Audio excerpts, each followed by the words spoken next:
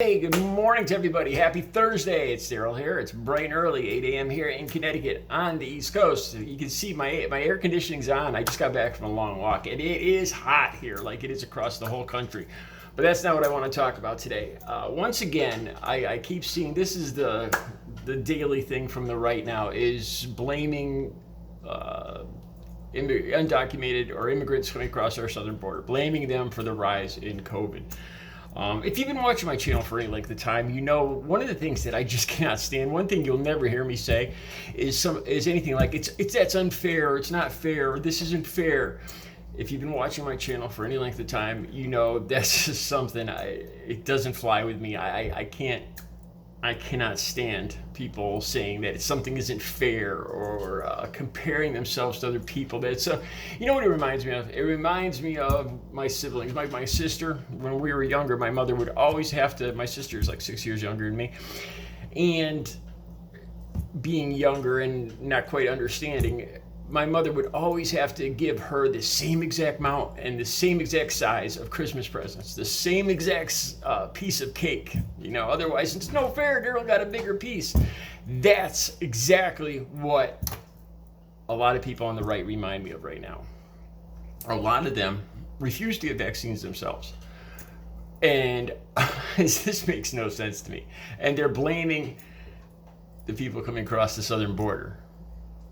Well, they're refusing to help out at all because of their freedoms.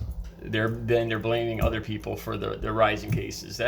How this could possibly make sense to anybody, I have no idea.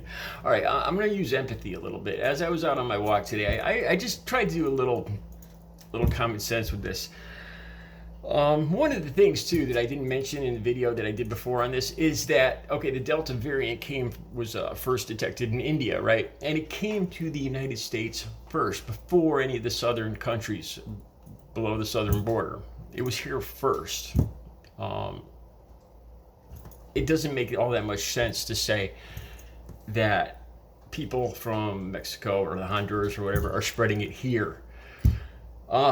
One thing I do have to say is it appears that there has been a rise in immigrants coming into the country being infected. But that stands to reason because the whole infection rate is going up pretty much all across the whole hemisphere, this whole part of the world. So it kind of stands to reason. All right. I gave this some thought. All right. Let's put myself in the shoes of let's say I'm a family man coming up, trying to bring my family in from Mexico. I'm a Mexican man with a family. I cross the border. All right. Right now, okay, all the right-wing politicians are saying they could hop, skip, and jump right across the border. You know, no worries. It's open borders. They're flooding in. Okay, well, let's say that's the truth. All right, and I'm a Mexican man with my family. All right, so I don't have anything to fear. Right, I can come across the border. All right. Now, why am I coming here? I'm coming here because of the things America has to offer, like its healthcare system, like its availability to the vaccine, right? So I'm sure, American, Mexican, Chinese, Russian, if you're a family man, you care about your family, okay? So you come across. Now, once you come across, and if I was that family man from Mexico, why not take advantage? Why not start immediately taking advantage of what America has to offer, namely the vaccine? Why not? You don't have to worry about getting kicked out, apparently, because like the right-wing politicians are saying, you could just hop, skip, and jump across, so that's not an issue. So once you come across, why wouldn't they? If they cared about their family, they know the situation, why not get tested? Why not even ask for masks, ask for everything? To start, that's why they came here. Why not? They don't have to fear being kicked out now. Why not get their whole entire family vaccinated? Doesn't make any sense that they wouldn't, does it? Why wouldn't they? But let's think about this now. What if it was still the days of Trump and the days of families being split up and the way it was set up before? Then there's no way that the same man would want to be anywhere on the radar screen when it comes to vaccines or healthcare or anything. Their primary thought would be to get across the border and hide. You see what I mean? So in this situation, it's much more beneficial to all of us to the people crossing over, to the United States citizens, to everybody, that we make it possible for them to get vaccinated without fear of being prosecuted for being here illegally, or their family being separated. It just makes sense. You see what I'm saying here? I mean, all right. Now, let me put myself in the position of a right-wing person that's unvaccinated because they think it's unsafe. They're not sure about it. Okay, and now a lot of those people now are blaming the undocumented immigrants coming across the border. Okay, so there's got to be what? There's about 300 million Americans, I think it is, right? About half are vaccinated. So there's about, off the top of my head, about 150 million unvaccinated Americans. They said there was 200,000 undocumented immigrants that came across in July. 200,000. Now, like I said, a lot of those are probably willing to get vaccinated. Why wouldn't they be?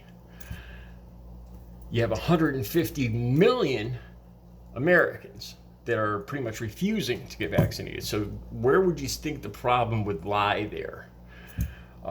Okay, so you're that person that doesn't trust the vaccine.